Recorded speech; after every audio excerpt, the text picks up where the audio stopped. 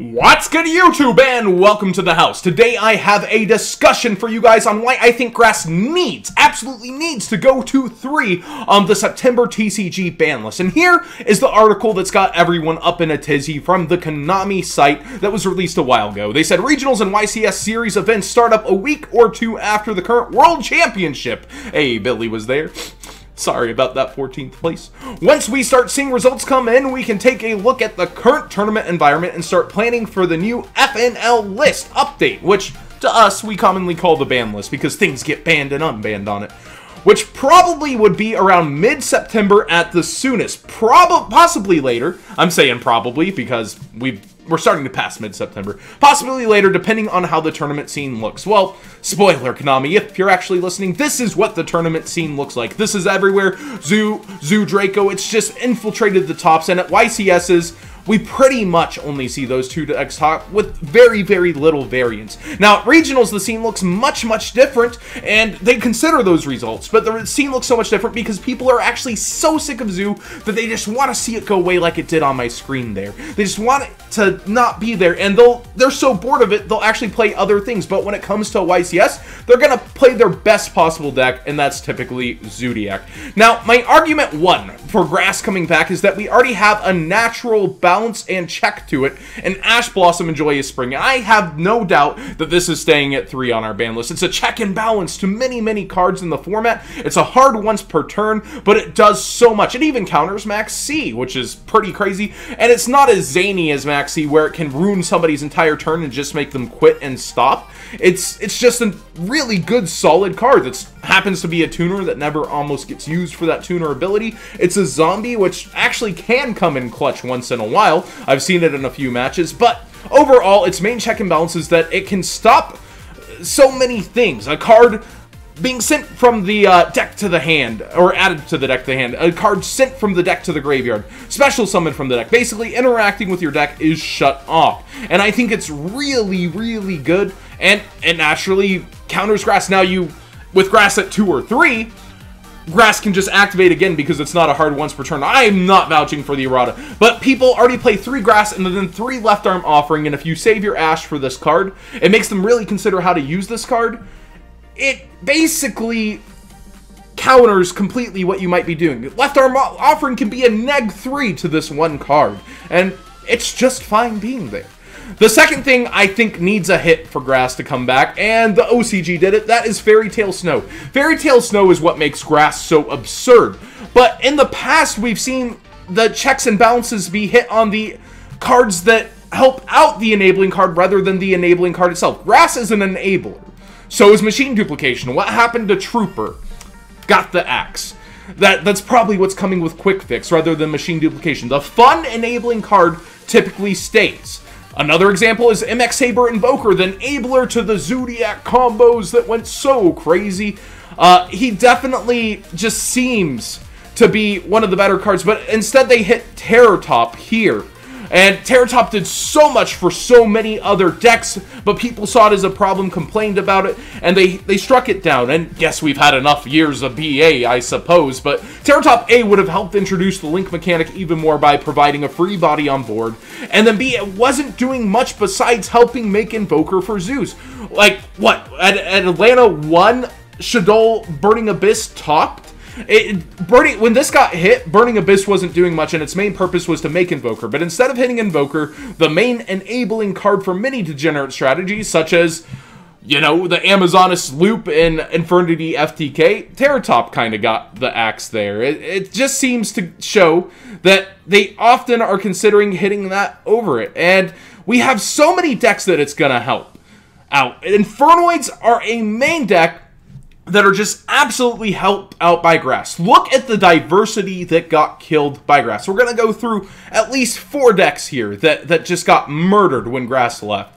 Decatron, Infernoids, everything about them screamed that we could play 60 cards and be more consistent thanks to grass than playing 40 cards. And yes, they got buffs and oonts and the Fire King Ganesha that's going to be coming out, but I believe that among 4 decks that got hit by grass, slimming us down to the choices of Zoo and Draco, that grass just should have existed.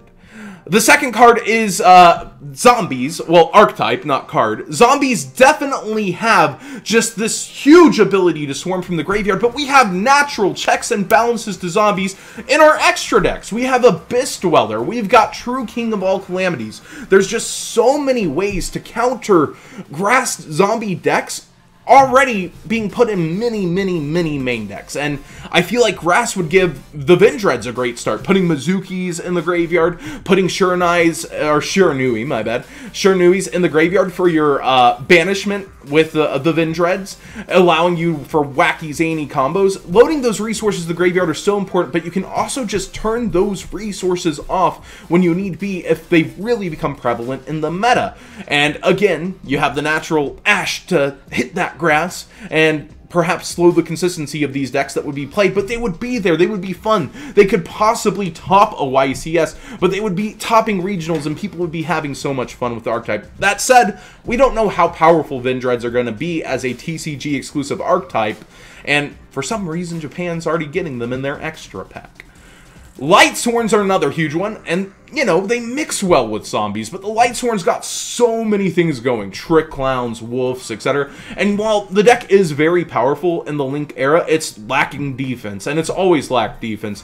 And I believe having the chance for that 1 or 2 snows if snow got hit, it is definitely worth it with Grass, but without Grass, we see people struggle to get through 20 cards in their deck, not seeing a single snow and just going down. And now that everyone has access to Minerva, everyone's able to play the Light Sworn deck, I really would like to see Grass enable that. Grass would have been so cool to see everybody have with Minerva at full power, rather than, you know, just the holders of the prize cards.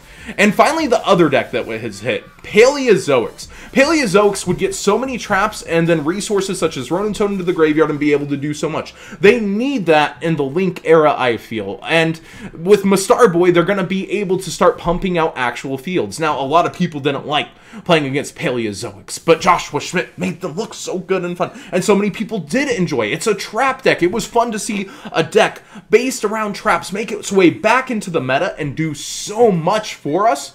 I really did enjoy it. And those Dinko Seka moments. I would love to see this kind of a deck that has so many thought-provoking moments come back into the meta. Like, you could chain a Dweller to a Paleozoic, like a trap that they would activate in order to try to stuff the activation in the graveyard, or chain Tornado Dragon, save your Cosmic Cyclone, save it for the chain. There were so many skill-intensive plays in the Paleozoic matchups, and so many good players. Deception, Michael State, and I loved seeing this deck in action.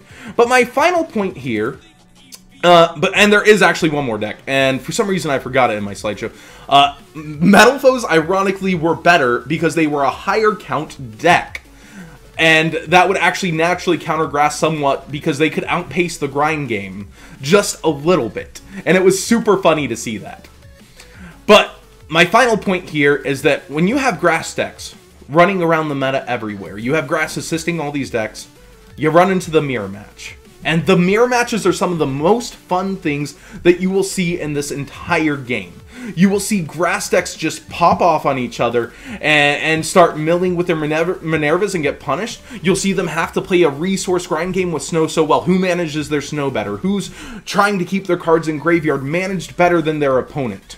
And it's so fun to see that. It is so good, so refreshing, such a great grind game that I would like to see the number of Grasses on the screen move off of the Forbidden and Limited list to 3. Thanks for watching, guys. What did you think of this ban list discussion? Grass at 3 certainly is something that I think just enables so many other interesting decks and expresses a wide meta. Yes, you can say I lost to a Grass deck, but what did you lose to? Did you lose to Zombies? Did you lose to Infernoids? Did you lose to Minerva Sworn? Did you lose to another big deck because Grass was at 3? How did you counter the strategy? Are you playing 45 because of Grass? It added such a fun, original element to this game that I just want it back, at no matter what the cost. And I know people are having flashback moments right now, getting milled 30 on just, there goes my tournament, and thinking that this card did deserve to be hit, and it did win a few YCSs, and take so many places at YCSs, like Joshua Schmidt with his Paleos, and second place Billy there, both of them having Grass in their decks. That was one of the best tournaments, in my opinion, and it was so fun to watch. But I truly think the grind game expresses itself when grass is there more than any other time in the game, and it promotes diversity. Again, thanks for watching. What are some cards that you guys would like to see come off the ban list as well? I would think Exciton's coming. I would think that Witch is coming. But what else? Is Tribe going to come with the US as well? Are there other cards stuck on there not deserving, even if it's not in the ban slot, in the limited or semi-limited list? What do you guys think should be coming off of this list to 3 specifically?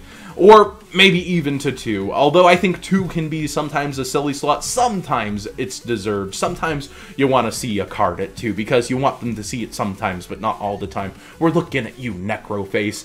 Thanks for watching again. Give it a thumbs up if you enjoyed this. We might do some more ban list discussions as we're in that waiting period. I know you might be tired of them. They're all over YouTube. They're everywhere. But I promise, I want to try to bring you the most original ban list discussions that I can bring you.